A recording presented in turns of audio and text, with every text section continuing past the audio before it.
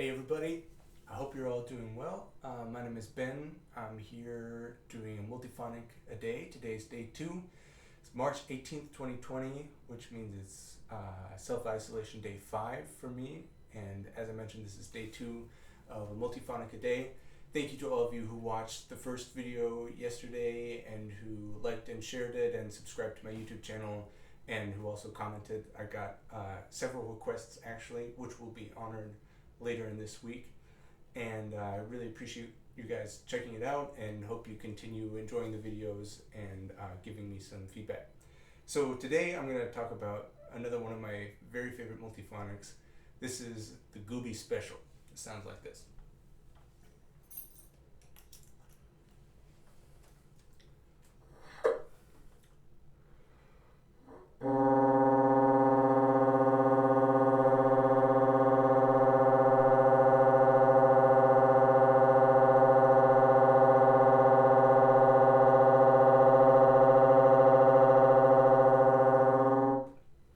So I call this multiphonic the Guby Special because I discovered it in Gubaidulina's duo Sonata for 2 bassoons.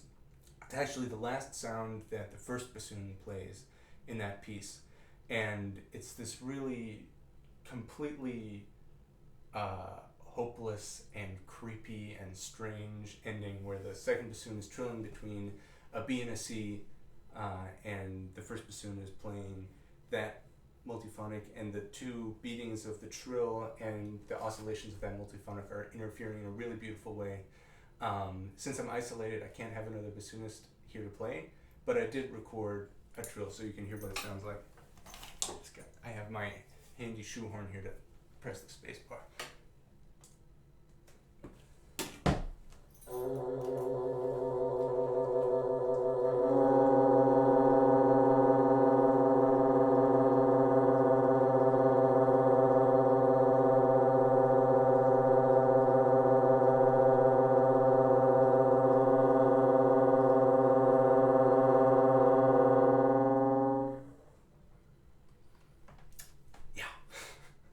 So the first time I ever played this piece, I was just so completely entranced with this moment, and specifically the multiphonic. And the other thing that really attracted me to it, which is the special part of the nickname, is that it has a rather unusual fingering in the right hand, the way it's notated in the score. The way it works is that I actually put my first finger on the second hole here, which usually the second finger covers. Then I use my remaining 3 fingers to cover the alternate B flat, the G, and the pinky F sharp key, plus the pancake, and then the right hand is just 1, 2, 3. And it's kind of a strange notation because of course you could just use the back B flat key and then have your fingers in the regular place, but I kind of really enjoy the clumping that it entails. And so one of the things that attracts me to this multiphonic is the ability to manipulate the beating, similar to the B flat minus right hand 3 that I showed you yesterday. And one of the requests that I got from my friend Jessica Finley Yang was to talk a little bit more about how I use my embouchure to manipulate beating and kind of what that means relative to a standard bassoon embouchure. So I'm first just going to show you some of the possibilities, just changing my embouchure with this multiphonic, and then talk a little more specifically about what I'm doing.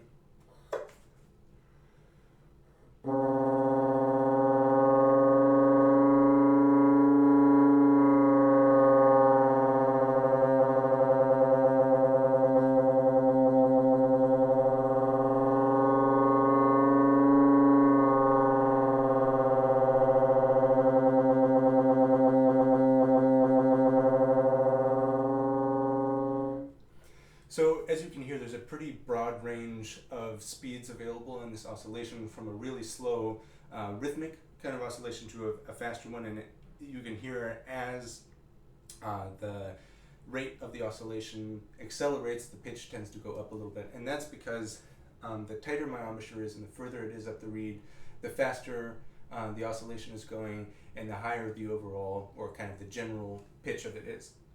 So I think about the manipulation with the embouchure in terms of 2 factors. There are 2 things sort of at my disposal. The first probably the most obvious is the actual embouchure placement on the reed.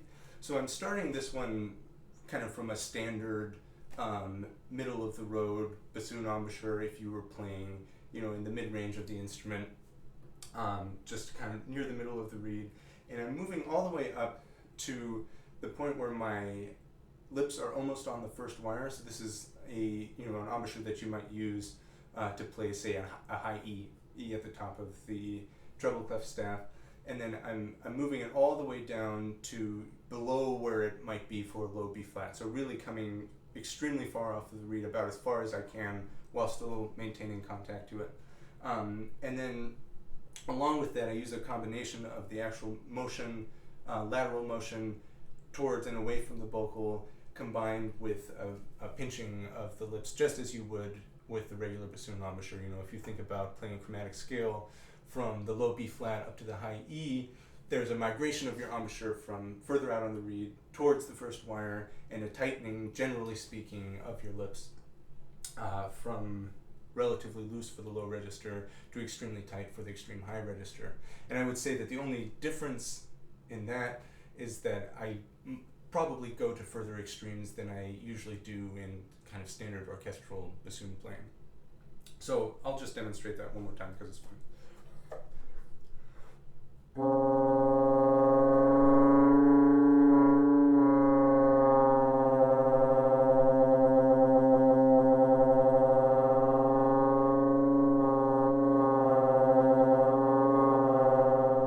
So I would encourage any bassoonists who are interested to experiment a little bit with this kind of manipulation. It actually, I think, has probably fine-tuned my ability to manipulate my embouchure for standard playing as well.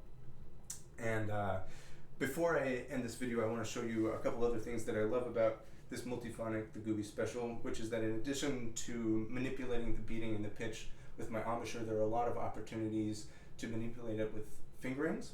So as I mentioned, the left hand fingering is just 1, 2, 3, but by adding the top and bottom pinky keys, which I call the resonance keys, in the left hand, I can manipulate the beating, and also the D key here, the low D key with the thumb, I'll add in, and all of those slow down the oscillation to a certain degree. And just kind of as a general rule, if you're experimenting with multiphonics, these two keys, the pinky keys, are really good bets for timbre variations, and if you're trying to manipulate oscillations, those are two keys that tend to have a pretty good effect of them because of their placement on the board. So here goes with some of those left-hand keys.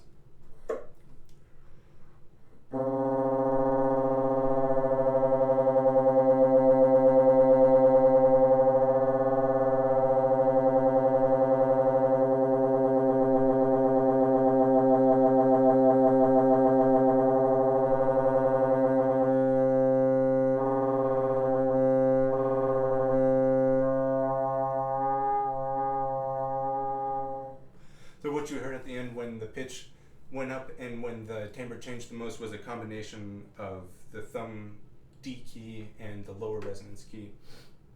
And so I'm really just trying to gradually depress these keys to gradually open the holes. And I'm not sure how much of this is audible in the recording, but for me playing these sounds, one of the things that's most amazing is that the location that the sound is coming out of actually changes substantially. So, if you're opening and closing holes here, that's giving you access to a completely different resonant air column there. And so kind of from here, there's this antiphonal sensation of it moving in one way or another that I really enjoy.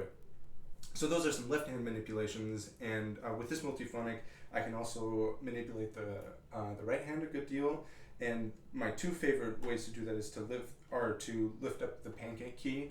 For you who are not bassoonists, the pancake key, it's the big one that looks like a pancake.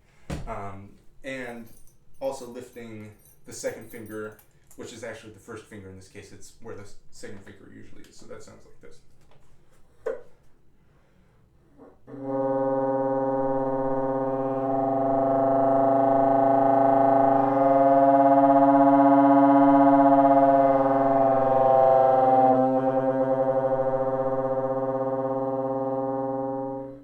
So whereas the left hand manipulations were generally lowering the pitch and making the oscillations slower, these ones did the opposite, making the pitch go higher and increasing the speed of the oscillations.